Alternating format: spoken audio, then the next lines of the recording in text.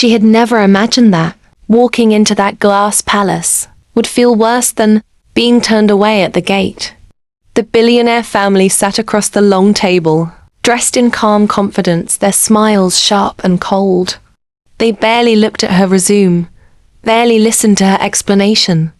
One of them laughed softly and said, "People like you should know your place." The words burned, but she didn't react.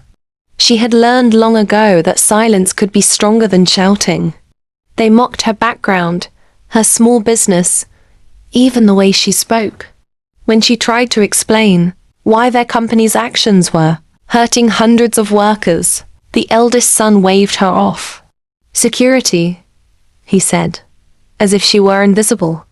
As she was escorted out, her hands trembled not from fear, but from restraint.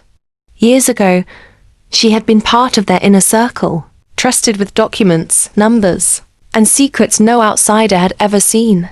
She had left quietly when she realized how deeply corruption ran through their empire. Today, she had only come to give them a chance to fix what they had broken. Outside, rain began to fall. She stood under the awning, staring at her phone.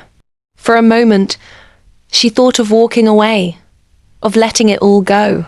But then she remembered the factory workers who hadn't been paid in months, the small suppliers crushed by fake contracts, the families who had trusted that name. She made one call. The voice on the other end answered, immediately, calm, professional, waiting. She sent the files she had protected for years, emails, recordings, signed orders that proved everything. By morning, journalists had the story. By afternoon, regulators were knocking on doors that had never known fear. The billionaire family woke up to headlines instead of respect. Stock prices crashed. Partners pulled out. Accounts were frozen. The empire they believed untouchable began to crumble, piece by piece, under the weight of truth. A week later, she passed the same building. The lights were dim. Reporters crowded the entrance. She didn't stop. She didn't smile. She simply walked on, lighter than she had felt in years. They had insulted her, thinking she was powerless.